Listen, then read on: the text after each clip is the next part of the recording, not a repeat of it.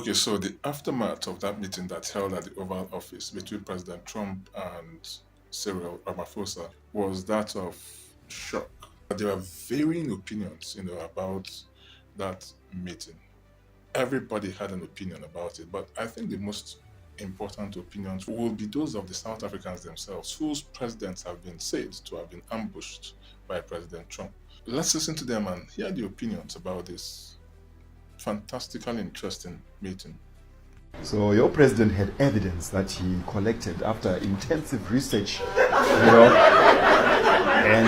he came with the evidence, holding it in front of our president, and said, this is what you're doing in your country, and it was a picture of Congo. Yes. After seeing this, I was like, I don't think America went to the moon. There's no way. You guys, you don't even know where Congo is. Like, how did you find the moon? There's no way. There's no way. Get out of here. The United States still is the economic center of gravity around which the world turns. You can feel about that however you feel about that, but facts don't really care about your feelings. And so there isn't a scenario that is tenable where South Africa thrives as a country and the United States is not part of the conversation of trade. It just isn't possible, right? And so I think it's pretty clear that it was necessary for the president to go there. He doesn't need yours or my permission to do it. But I do just want to say, just take a moment to think about how President Ramaphosa has handled the number of months that have led up to this, the number of comments and conversations that have taken place, even some of the diplomatic fallouts that have taken place, the diplomat for South Africa being basically thrown out of the US, and how he's held his sinew. And I think today, whether or not you like President Ramaphosa, and believe me when I tell you that I have various differences, sometimes with his politics, often with his words, and even more often than that with his actions or the lack of thereof, you have to give it to the man who knew how to hold his mouth and hold his tongue until he was in a position where he could speak to President Donald Trump directly. But for me, I think the president did well. I do think, though, that the winner of this conversation, the standout success, without question, was Team South Africa. No doubt about it. Johan Rupert, when asked about his perspective about what's happening in South Africa, Johan Rupert said, we've got a high crime rate, and if in fact we need Starlink in South Africa. Starlink belongs to Elon Musk. And that was coming out from the mouth of Johan Rupert. Now, the question that I ask is, were they briefed as to the direction of the conversation? I thought this was a working meeting and we're going to have conversations on trade. Maybe that is also going to happen later on. But there's something that did happen in front of the media today.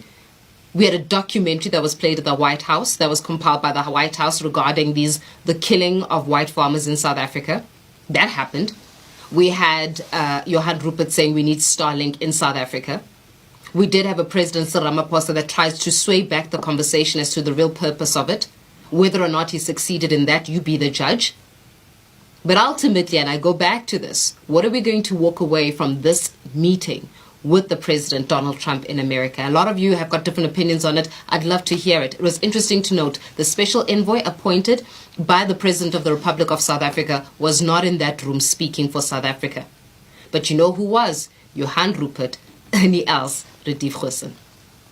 In time, if sovereignty is what we're trying to hold on to and the right to determine ourselves as a country, how do we do so in the context of the geopolitical landscape that we find ourselves in? And one thing I've heard about Elon from everyone who's worked in and around his orbit is he is supremely talented at finding the right lever to pull, and he will pull it. It doesn't matter what he's trying to do, but Elon will go, oh, that's the lever. I need to get people working harder. That's the lever. I need to get these people doing this. That's the lever. To start businesses that break things and don't follow the rules. What do you need? You need the people who make the rules to lose some of their power. What's the best way to get those people to lose some of their power? You find the people who are the least happy. You find the people who have the most hate fomenting. And you encourage that and you grow it and you nestle. And Hate him or love him, agree or disagree, the biggest winner out of yesterday's meeting at the White House was President Cyril Ramaphosa. The president kept on emphasizing that the reason that he was there, and the delegation he went with was there, was to secure a trade deal. That's what he kept on saying. We are here to secure a deal. You're an important trade partner to us, and we want to secure a deal. So guys, ideologies aside, some people saying, why does South Africa have to be there? We have BRICS. You have BRICS. Why is China then getting a deal if you have BRICS? Why is one of the big, if not the biggest player in BRICS, also looking for a deal with the United States of America? Guys, you can't just push the United States of America aside and say that we don't need them. The United States of America is an important trade partner, and President Cyril Ramaphosa realizes that. But now we had to negotiate, in these circumstances, the circumstances that he found himself in, whereby you've got a negotiating partner who is hell-bent on pushing a narrative that he himself even knows is untrue.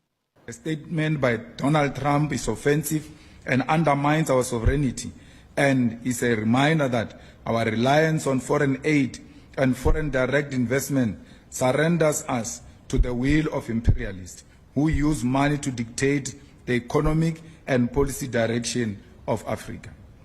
We want to make it categorically clear to the President of the USA that we are going to expropriate land without compensation and pursue legislative measures to do so, and no threat will stop us.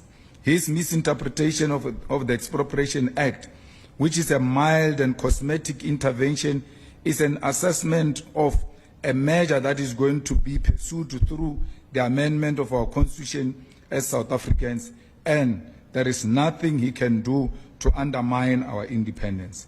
The EFF reiterates its position that we must build state capacity, build a strong agricultural and industrial nation which will not depend on the West, and intensify trade relations with progressive nations such as China, Russia, and nations within BRICS who do not use foreign policy as an instrument to impose their will or bully other nations into submission. When President Cyril Ramaphosa last night used the words, Mr. Donald Trump, we were taught by Nelson Mandela how to engage in a peaceful manner.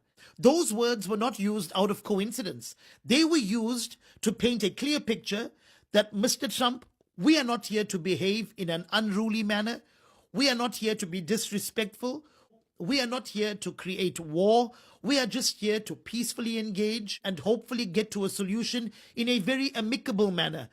That was the approach of our president. And no matter which aisle you fall into, you have to give credit to our president for that. But let me just say this. Out of everything that was discussed yesterday at the Oval Office, there was one thing that became very clear. President Cyril Ramaphosa, Ernie Els, Johan Rupert, John Steenhuisen, and the entire entourage who went with President Cyril Ramaphosa basically went to America to say, look, we have a crime issue in our country. We cannot solve. America, we need your help. That's ultimately what I heard everybody say last night. Mr. Trump, we have a crime issue in our country that is spiraling out of control. We are here today because we can't control it. We need your help. Indirectly, that's exactly what they said. Were they dishonest? Were they wrong? No, they were absolutely right, because we do have a crime issue in our country and we do need it resolved. Now, I'm not a political content creator, but let's talk about what happened between our president, Cyril Ramaphosa, and Donald Trump 2 nights ago. Because for me, wow, that was a masterclass in leadership, conflict resolution, de-escalation, and also, for me, diplomacy. Basically, it was everything that you wish your WhatsApp group drama meltdown could be. Now, before you keyboard warriors come for me, say things like he should have clapped back at Trump, now pause and breathe and think a little bit. Some critical thinking is necessary. Because here's the thing. Just because Trump rose like a bull in a china shop doesn't mean that President Cyril should have also joined in there to create a wrecking ball. That's not what leadership is about. It was not about WWE mesh. Because newsflash, South Africa needs to save relations with the USA, to save jobs, to save the farms, to save a whole bunch of things that we as South Africans need for our economy to thrive. He walked in there calm, composed, laser focused, no shade, no shouting, just facts.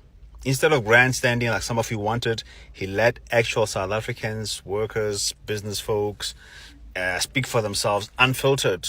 And they were not coached, they were raw, they stated facts, and I think it worked. Because here's what they said in simple, plain language, and I also agree. Yes, crime is big in South Africa. The problems in South Africa, we're not hiding from them. Yes, farm murders are real, serious, and ongoing. But guess what? More murders are happening also in your Cape Flats, in townships, in rural areas. It's not just the farms.